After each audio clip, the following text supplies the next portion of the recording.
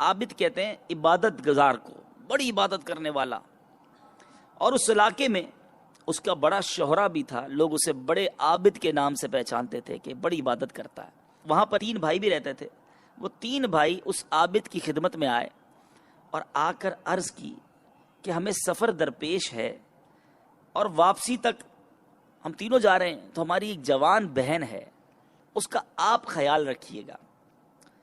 تو اس نے کہا کہ ایسا کیسے ہو سکتا ہے، تمہاری جوان بہن ہے، ہمارا پردہ ہے، فتنے کا خوف ہے، میں خیال نہیں رکھ سکتا۔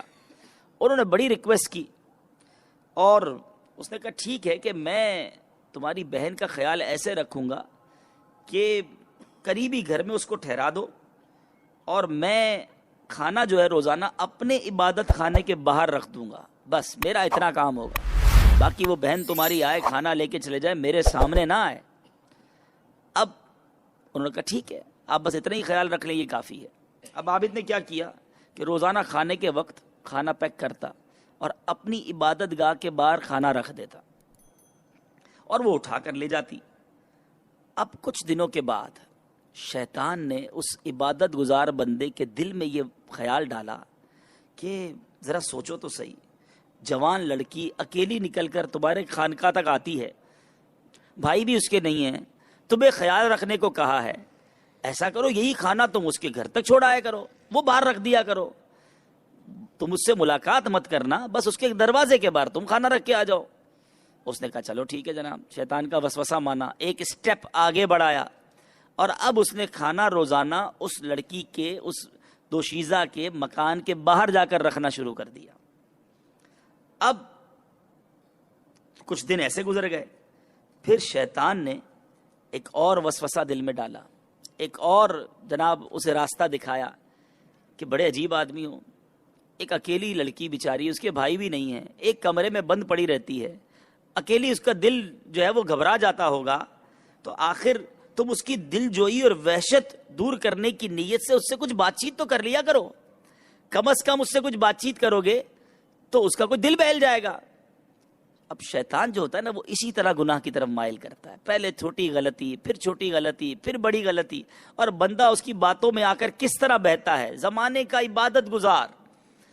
اب جناب اس نے کیا کیا، اس نے کہا چلو لڑکی سے بات چیت کر لیتے ہیں۔ اب اس نے بات چیت شروع کی، طبیعت پوچھی، حال احوال پوچھا، روزانہ کھانا دینے جاتا، 2-4 جملوں کا تبادلہ۔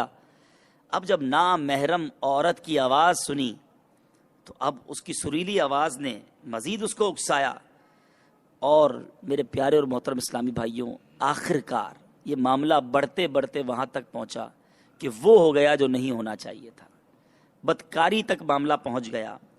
اب بھائی تو گئے ہوئے تھے کافی عرصے کے لیے، یہ معاملہ طول پکڑتا گیا، یہاں تک کہ وہ لڑکی جو تھی وہ حاملہ ہو گئی، اس کے یہاں بچہ پیدا ہو گیا۔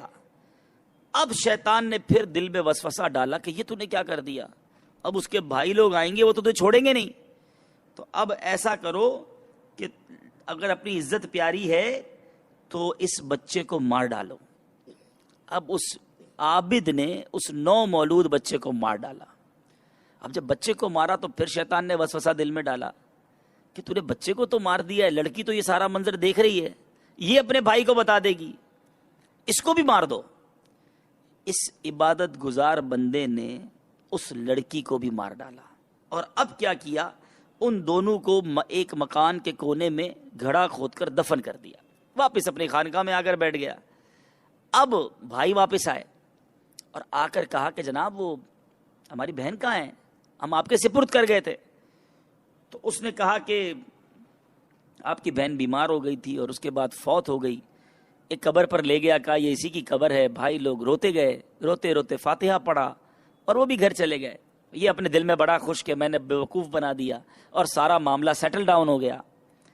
پھر کیا ہوا میرے پیارے اسلامی بھائیوں، رات شیطان ایک مسافر کی صورت میں تینوں بھائیوں کے خوابوں میں آیا، اور اس نے عابد کے تمام سیاہ کارنامے بیان کیے، اور نشانی کے طور پر خواب ہی میں تینوں بھائیوں کو وہ قبر بھی دکھا دی کہ جہاں اس عابد نے اس کی بہن اور بچے کو دفن کیا تھا۔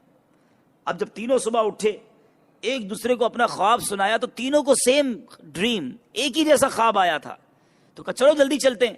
اس قبر کو کھودتے ہیں. اب جب قبر کو کھودا گیا تو وہاں بہن اور بچے کی ذبح شدہ لاش دریافت ہوئی. وہ تینوں عابد پر چڑھ دوڑے اور اس نے اقبال جرم بھی کر لیا. انہوں نے بادشاہ کے دربار میں عابد کا جو ہے وہ مقدمہ پیش کیا.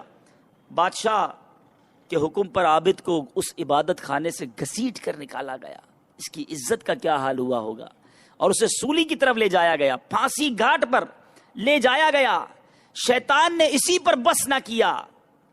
اب شیطان پھانسی گھاٹ پر اس عابد کے پاس آ کر کہتا ہے کہ اگر تو میری بات مان لے تو میں تجھے پھانسی سے بچا سکتا ہوں.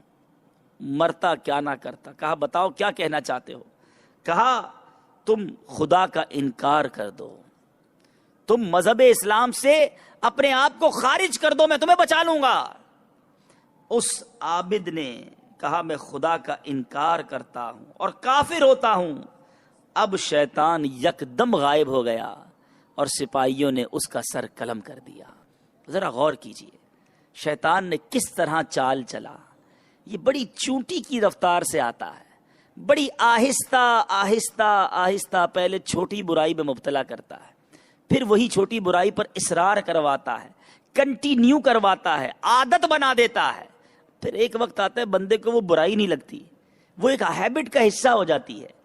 پھر بڑی برائی کی طرف لے جاتا ہے اور پھر وہ کروا کے جان چھوڑتا ہے, بلکہ جان پھر بھی نہیں چھوڑتا, جان کیا ایمان لے لیتا ہے. میرے پیارے اور محترم اسلامی بھائیو, روایتوں میں آتا ہے یہ شیطان جو ہے نا, پہلے ہمیں ریئلائز کرنا ہوگا ہمارا کتنا بڑا دشمن ہے. انہو لکم عدو مبین, قرآن کہتا ہے شیطان تمہارا کھلا دشمن ہے. اور آج ہم نے ایسا لگتا ہے اسی دشمن سے دوستی لگائی ہوئی ہے. قرآن کہتا ہے دشمن ہے اور ہم نے شیطان کی سے دوستی لگا لی.